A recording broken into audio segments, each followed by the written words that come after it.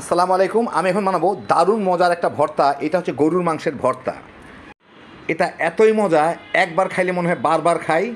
তো সবসময় আমাদের মাংস থাকে না, এখন কোরবানির মাংস আছে, তাই যত খুশি তত বানায় নিতে পারেন। তৈরি করা খুবই সোজা, তো আসেন দেখি শুরু করা যাক। আমি এখানে 1 কাপ গরুর মাংস একটু কিমা করে নিছি, মানে থ্যাতলায় ছুরি দিয়ে কিমা করছি, কোনো মেশিন টেশিনে না, যতদূর সম্ভব ছোটো ছোটো টুকরাও আছে এর মধ্যে। এইখানে রসুন নিছি প্রায় 20-25 কোয়া, মানে 2টা আস্ত রসুন খোসা টোটা ছিলে নিছি। এখানে পেঁয়াজ নিছি প্রায় 8-10টা পেঁয়াজের মতো হবে। আমি বড় বড় রাখছি, মানে জাস্ট অর্ধেক করে কাটছি। দেশি পেঁয়াজ 1.5 কাপের মতো হবে। 5-6টা কাঁচামরিচ, 1.5 ইঞ্চি একটা আদা এরকম জুলিয়ান করে কেটে নিছি। এর সাথে 4টা শুকনো মরিচ দিব। শুকনো মরিচ কেউ না দিতে চাইলে মরিচের গুঁড়া দিতে পারেন। এই আধা চা চামচের মতো হলুদের গুঁড়া, স্বাদ মতো একটু লবণ, আর এর সাথে একটু বেশি স্বাস্থ্যসম্মত হওয়ার জন্য আমি 2 চা চামচ কালো জিরা দিচ্ছি। কেউ চাইলে দিবেন, না চাইলে না দিলেও হবে, অসুবিধা নাই। আর বেশ কিছু সরিষার তেল দিয়ে আমি এটাকে একটু ভেজে নিব। চুলাটা জ্বালায় একসাথে মেখে এটাকে আমার এখন একটু ভেজে নিতে হবে।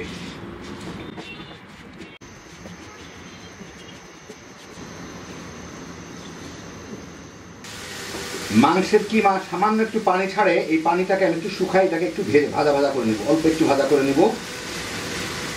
জাস্ট পানিটা শুকাই দিয়ে আমার হয়ে যাবে, এর মধ্যে অল্প অল্প ভাজা হয়ে যাবে। আমি কিন্তু মিডিয়াম আর হাইয়ের মাঝামাঝি আছে রান্না করতেছি। মাংসের পানিটুকু একদম শুকায় গেলে আমি এর মধ্যে সামান্য একটু পানি দিব,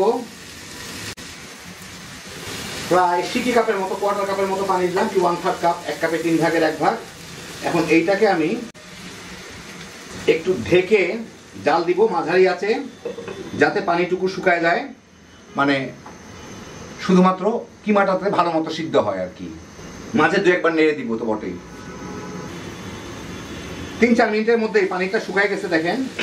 এখন আমি এটাকে খোলা অবস্থায় একটু ভেজে নিব, বাদামি বাদামি করে, যাতে পেঁয়াজগুলোর মধ্যে, পেঁয়াজ রসুনের গায়ে যাতে একটু বাদামি বাদামি দাগ লাগে আর কি।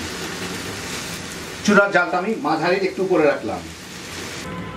4-5 মিনিট ভেজে এগুলো যখন একটু বাদামি বাদামি হয়ে গেছে, একদম শুকনা শুকনা হয়ে গেছে দেখেন, কিমাগুলো ভালো মতো ভাজা হয়ে গেছে, আর পেঁয়াজ রসুনের মধ্যে একটু বাদামি দাগ লেগে গেছে।